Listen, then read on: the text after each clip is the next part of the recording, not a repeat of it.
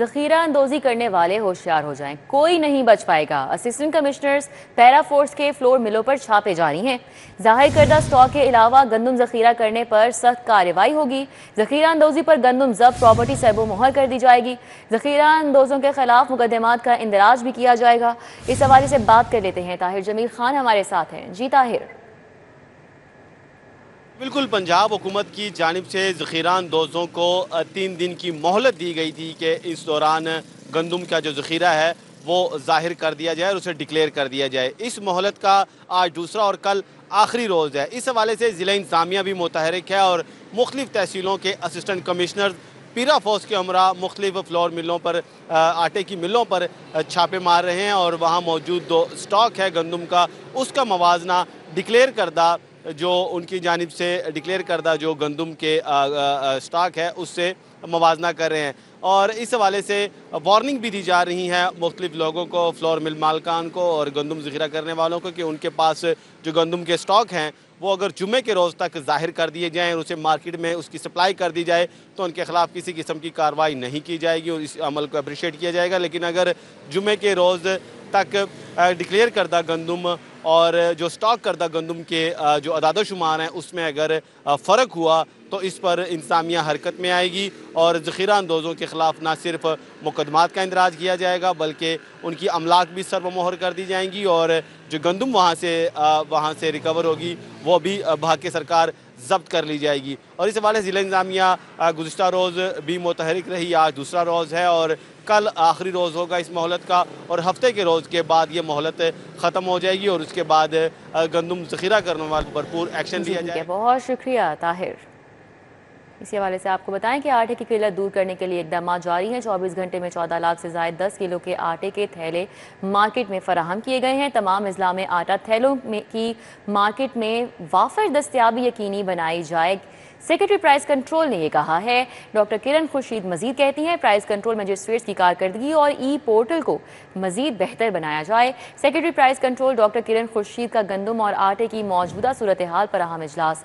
Secretary commodities Khalid Bashir और DG food Amjad Hafeez ने market की महकमाना उमूर और मार्केट बारे आगाह किया, जबकि गंदम के गैर कानूनी ज़ख़ीरा अंदोज़ी करने वाले नासिर से जब्त शुदा गंदम बारे भी आगाह किया।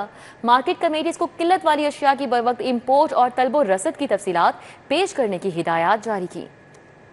थीम पार्क सोसाइटी मोलनबाल मुहलिका इलाके दरियाई पानी की जद में आ चुके हैं।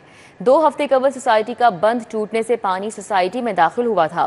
पानी की हद गहराई 20 फुट तक जा पहुंची है, जो अब 6 फुट तक आ गई है, जबकि सोसाइटी में पानी का लेवल आहिस्ता आहिस्ता कम हो रहा है। सोसाइटी के 10,000 से ज़ायद रिहायशी सैलाबी पानी से मुतासर हुए हैं। घर, दुकानें, सड़कें सब कुछ पानी में डूबा हुआ है। उस्मान खादिम कम्बो हमारे साथ हैं, मजीद उनसे बात कर लेते हैं। उस्मान, बताइएगा इस वक्त क्या सूरत हाल है? जी, मैं इस वक्त थीम व्यू सोसाइटी के अंदर मौजूद हूँ। 2 हफ्ते कबल इस सोसाइटी का जो बंद था वो टूट गया और दरियाए रावी का पानी जो था वो सोसाइटी के अंदर दाखिल हो गया। 20 फुट तक दरियाए रावी का पानी जो था वो यहाँ पे पहुँचा था, जो अब कम हो रही है। सतह तकरीबन 4 से 6 फुट तक सतह रह गई है, लेकिन अभी भी सैकड़ों घर ऐसे हैं जो दरिया के पानी के अंदर, सैलाब के पानी के अंदर डूबे हुए हैं। जो निचली मंजिल है, ग्राउंड फ्लोर है बहुत से घरों का, वो पूरे का पूरा पानी के अंदर डूबा हुआ है। लोगों के हालात, जो जिंदगी है वो बहुत ज़्यादा मुतासिर हुई है। बहुत से लोग कैपों पे रहने पे मजबूर हैं और बहुत से लोग अभी भी अपने घर के सेकंड पोर्शंस के ऊपर वाले फ्लोर पे मौजूद हैं। जो घर नहीं डूबे थे वो भी लोग यहाँ पे मौजूद हैं। गैस यहाँ पे मौजूद नहीं है, बिजली की सहूलत यहाँ पे यहाँ के जो मकीन है उनके पास मौजूद नहीं है, खुराक उनके पास नहीं है। जो शहरी हैं वो यहाँ पे ये शिकायत करते नज़र आते हैं कि इंतज़ामिया की जानिब से या किसी भी इदारे की जानिब से यहाँ पे उनको सहूलियात फराहम करने के लिए कोई इंतजाम नहीं किए गए। मेरे अकब में सैकड़ों घर हैं जो तकरीबन 6-6 फुट तक पानी के अंदर डूबे हुए हैं। जो मेन गेट्स हैं वो आधे से भी कम ऊपरी हिस्सा जो उनका नजर आ रहा है। 2 हफ्ते कबल यहाँ पे पानी दाखिल हुआ था, लेकिन अभी भी तकरीबन 6-6 फुट तक सैकड़ों घर इस पानी में डूबे हुए हैं। 10,000 से ज्यादा अफराद इस सोसाइटी के अंदर रिहाइश पजीर थे जो कि इस सैलाब की वजह से मुतासिर हुए हैं। अभी वो मुंतजिर हैं कि पानी मुकम्मल तौर पर यहाँ से खत्म हो तो वो अपने घरों में वापस आएँ और उनकी मामूल की जिंदगी दोबारा शुरू हो सके। लेकिन अभी तक 10,000 से ज्यादा अफराद सैलाब के पानी की वजह से अपने घर जो थे वो ज़ेर-ए-आब आने की वजह से शदीद परेशानी और मुश्किलात का शिकार हैं। शदीद परेशानी और मुश्किलात का शिकार हैं। बहुत शुक्रिया उस्मान। आगे बढ़ें, आपको बताएं कि आज कायदे आज़म की बरसी है। पाकिस्तान बनाने के लिए जिद्दोजहद की अज़मा बुखारी की जानिब से कहा गया, कायदे आज़म ने हम पर जो एहसान किया है उस पर पंजाब की तरफ से खिराज तहसीन पेश करती हूँ। आज मादर जमहूरियत बेगम कुलसूम नवाज़ की भी 7वीं बरसी है। जब जमहूरियत और पार्टी को ज़रूरत थी तो कुलसूम नवाज़ ने अहम किरदार अदा किया। अज़मा बुखारी ने मज़ीद क्या कहा, आपको दिखाते हैं।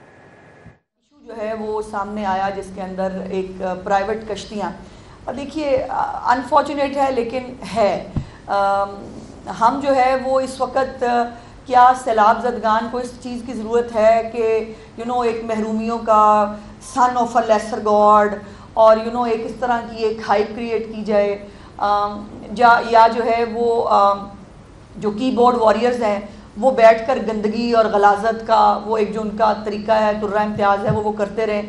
इससे अगर सैलाब मुतासरीन का फ़ायदा होता है तो ज़रूर करें शौक़ से, लेकिन अगर जो है ये स्कोर सेटल करना, ये सियासत के लिए जो है वो इस सैलाब को इस्तेमाल करना, ये नामुनासिब है। हमें बड़े स्कोर सेटल करने आते हैं, करेंगे भी इंशाअल्लाह ताला। जब ज़रा इन हालात से निकल लेंगे, जब सैलाब ज़दगान को उनके घरों में बसा लेंगे, फिर स्कोर सेटल करेंगे। और हमसे ज़्यादा स्कोर सेटल करना किसी को नहीं आता, लेकिन अभी ये मौका नहीं है। और मैं गुजारिश करूँगी कि जहाँ पर भी हमारी गलती कोताही हो वो बिल्कुल पॉइंट आउट करें उसको। पंजाब गवर्नमेंट जो है, यही फ़र्क है मरीम नवाज शरीफ साहब के पंजाब गवर्नमेंट में कि हम हटदर्मी का मुजाहरा नहीं करते। जहाँ पर गलती हो उसको गलती को ठीक करने की कोशिश की जाती है। कल प्राइवेट कश्तियों के हवाले से जो है मीडिया ने कुछ चैनल्स के ऊपर ये रिपोर्ट भी हुआ, उसके ऊपर चीफ मिनिस्टर साहिबा ने जो है वो फौरी एक्शन लिया। और जो प्राइवेट कश्तियाँ हैं, अब ये भी हमारे में से लोग हैं ना कि जिन्होंने कहा कि ओहो ये तो एक कारोबार का एक अच्छा मौका है, चलो सैलाब ज़दगान जो है उनको लूटते हैं, और ये जो प्राइवेट बोट्स के ज़रिए जो है उनको रेस्क्यू करने के लिए लाखों रुपया, हज़ारों रुपया जो है वो मांगा गया। उसका ऊपर जो है वो उन्होंने ये हुक्म दे दिया है तमाम जितनी भी बोट्स हैं, निजी बोट्स, वो जो उसकी अदायगी है वो पंजाब गवर्नमेंट खुद करेगी। और कमिश्नर और डीसी जो है उनको ये जिम्मेदारी दी गई है कि इन बोर्ड्स को रेगुलेट किया जाए। किसी भी जेलों में कैद 65,000 कैदियों को बुनियादी अशिया ज़रूरिया की फराहमी में मुश्किलात का सामना है। यूटिलिटी स्टोर बंद होने के बाद कैदियों को मुश्किलात का सामना है। जेलों में अशिया ज़रूरिया की फराहमी के लिए प्रिजन फाउंडेशन जिम्मेदारियाँ संभालेगी। अली साहिब हमारे साथ हैं, इस हवाले से आगाह करेंगे। जी अली साहिब। जी बिल्कुल, 2 माह कबल लाहौर समेत पंजाब भर की जेलों में जो अशियाए ज़रूरिया कैदियों को फराहम की जाती थी वो यूटिलिटी स्टोर से की जाती थी, चूँकि जेल हुकाम की जानब से गुज़श्ता साल यूटिलिटी स्टोर से कॉन्ट्रैक्ट किया था, जिसके बाद तमाम जेलों में ये स्टोर्स कायम हुए और बुनियादी अशिया की फराहमी का आगाज़ हुआ। लेकिन हुकूमत की जानब से जब यूटिलिटी स्टोर्स को बंद कर दिया गया तो जेलों में सामान की फराहमी जो है वो बिल्कुल रुक कर रह गई, और जेल सुपरिटेंडेंट्स को ये डायरेक्शन जारी की गई कि वो अपनी मदद आपके तहत जो छोटे मोटे ठेकेदार रख के अशिया की फराहमी जारी रखें, जिस पर महकमा दाखिला की जानब से आला अफसरान पर मुश्तमिल कमेटी तश्कील दी गई और प्रिजन फाउंडेशन के तहत आइंदा जेलों में सामान की फराहमी के लिए जो है वो सिफारशात महकमा दाखिला को भिजवा दी गई हैं। IG जेल खाना जात की सरबराही में प्रिजन फाउंडेशन काम करेगी और 48 बुनियादी अशिया से। बहुत शुक्रिया अली साहिब। वफाकी हुकूमत का प्राइवेट सेक्टर से बिजली की खरीदारी करने का हतमी फैसला। प्राइवेट सेक्टर से बिजली की खरीदारी के लिए बिजली की कंपनी से तजावीज़ तलब कर ली गई हैं। इस हवाले से अपडेट कर रहे हैं शाहिद नदीम सिप्रा। जी शाहिद सिप्रा। जी बिल्कुल, वफाकी हुकूमत की जानिब से प्राइवेट सेक्टर से बिजली खरीदने का हतमी फैसला किया गया है और इस हवाले से लेस्को समेत बिजली की तमाम तकसीमकार कंपनियों ने सिस्टम चार्जेस की बुनियाद पर एक पिटीशन नेपरा में दायर की है, जिसमें लेस्को ने 3 किस्म की तजावीज़ दी हैं कि प्राइवेट सेक्टर से जब कंज्यूमर बराह रास्त बिजली खरीदेगा तो ऐसे में लेस्को का सिस्टम इस्तेमाल होगा, तो लेस्को को क्या चार्जेस जो हैं वो मालकान और जो सारिफ इस्तेमाल करेगा क्या अदायगियाँ करेंगे। तो 3 तजावीज़ दी गई हैं। सबसे पहले ये कहा गया है कि बड़े सार्फिन के लिए चूँकि ये सहूलत होगी, 37 सार्फिन का मंजूर शुदा लोड के मुताबिक जो रेट है वो तय करने की तजवीज़ दी गई है। इस तरह दूसरी तजवीज़ ये दी गई है कि वो सार्फिन जो कि बिजली खरीदेंगे उनके इस्तेमाल होने वाले यूनिट्स की बुनियाद पर फी यूनिट के हिसाब से कोई रकम जो है वो मुकर्रर की जाए। और तीसरी है वो हाइब्रिड मॉडल का कहा गया है कि हाइब्रिड मॉडल मुतारिफ करवाया जाए कि बेचने वाला और खरीदने वाला जो है वो बाकी तौर पर अदायगियां करेंगे। जी ठीक है, बहुत शुक्रिया शाहिद सिप्रा।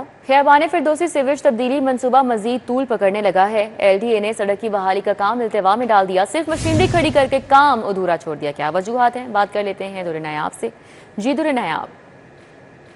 बिल्कुल, वासा और कंट्रैक्टर्स की बुरी प्लानिंग की वजह से अब ये जो शौकत खानम से शौक चौक तक जो रोड की रेस्टोरेशन थी और उसके बाद इस पे सीवर डाला जाना था, ये मनसूबा शहरियों के लिए और अहले इलाका के लिए, रिहायशियों के लिए, कारोबारी अफराद के लिए दर्दसर बन चुका है। अगर बात की जाए इसमें शौक चौक से कबल जो पहला पैकेज था इसका, जिसपे पहले पोर्शन पे सीवर डाल दिया गया शौकत खाना फ्लाईओवर से लेकर शादीवाल चौक तक, इसको वासा ने हैंड ओवर किए भी अब तकरीबन 15 दिन हो चुके हैं। LDA ने इस पर काम शुरू करने का ऐलान किया, लेकिन सिर्फ कॉन्ट्रैक्टर को मूव करके मशीनरी खड़ी करके एक फोटो सेशन किया गया, उससे आगे बात नहीं गई।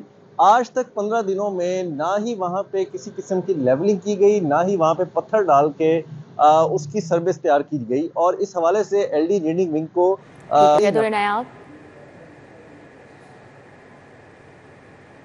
वॉल सिटी का अंदरून शहर की बिजली की तारें अंडरग्राउंड करने का टेंडर जारी। अंदरून शहर की बिजली की तारें अंडरग्राउंड की जाएंगी। मंसूबे पर 6 अरब रुपए लागत आएगी, जबकि वॉल सिटी अथॉरिटी अंदरून शहर के सीवरेज सिस्टम को अपग्रेड करेगी। इस हवाले से बात कर लेते हैं, एडिटर ब्यूरोक्रेसी कैसर खोखर हमारे साथ हैं। जी कैसर खोखर।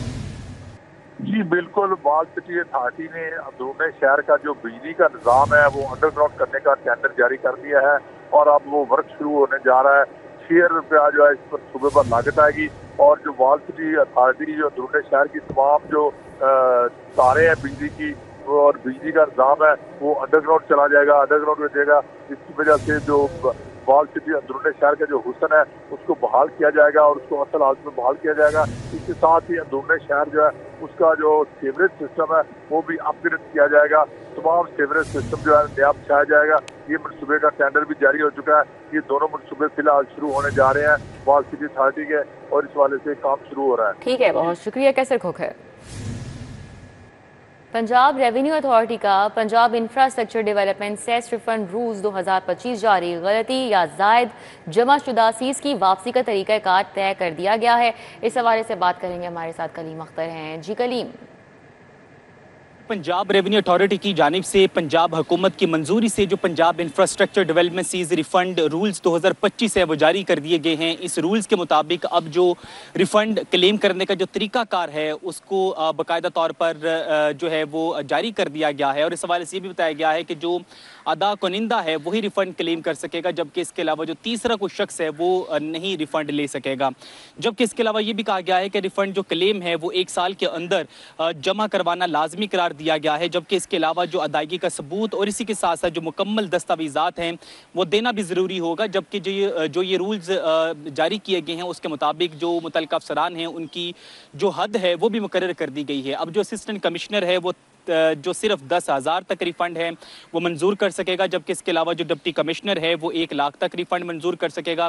जबकि इसके अलावा जो पंजाब इंफ्रास्ट्रक्चर डेवलपमेंट सीज जो रिफंड रूल 2025 जारी किया गया उसके मुताबिक जो एडिशनल कमिश्नर है वो 10 लाख तक, जबकि इसके अलावा जो कमिश्नर है वो जो लामहदूद रिफंड है वो मंजूर कर सकेगा। जबकि इसके अलावा ये भी बताया गया है कि जो रिफंड की छानबीन है ये इसके अलावा अगर ऑडिट किया जाता है तो उसके पेश नज़र जो तमाम तर दस्तावेजात है वो भी दोबारा फराहम करने होंगे। जबकि इसी के पेश ये भी कहा गया है कि रिफंड सिर्फ और सिर्फ जो बैंक ट्रांसफर या इसके अलावा जो रजिस्टर है वो डाक के जरिए दिया जाएगा। जबकि इसी के साथ साथ जो जाली रिफंड क्लेम। ठीक है, बहुत शुक्रिया कलीम। अभी आपको बताएं कि जिना अस्पताल की तीसरी मंजिल की छत के कुछ हिस्से की सीलिंग गिरने का वाकया, छत के कुछ हिस्से की गिरने वाली सीलिंग दोबारा नस्ब कर दी गई है। MS डॉक्टर मोहसिन अली शाह का बताना है। इस हवाले से बात कर लेते हैं, हमारे साथ senior health reporter Zahid Chaudhry हैं। जी जाहिद चौधरी, आगाह कीजिएगा। ये जनाब पर तीसरी मंजिल पर सर्जिकल यूनिट के सामने जो है वो छत से फॉल सीलिंग वो गिर गई थी और उसकी वजह से जो है वो तमाम जो कॉरिडोर है वो फॉल सीलिंग से भर गया था और ताहम इस दौरान जो है वो जो ना सिर्फ तिब्बी अमला है बल्कि के साथ साथ मरीज जो है वो महफूज रहे थे। अब अस्पताल इंसानिया का ये कहना है कि उनकी जानिब से जो फॉल सीलिंग गिरी थी उसकी मरम्मत कर दी गई है। MS जना अस्पताल डॉक्टर मोहसिन अली शाह जो है उनके मुताबिक जो नेटवर्किंग के लिए तारें बिछाई गई थी वो फॉल सीलिंग गिरने का प्राइस मनी, क्योंकि उनका वजन जो है वो फॉल सीलिंग के ऊपर आया और उसकी वजह से जो है वो फॉल सीलिंग जमीन पर आ गिरी।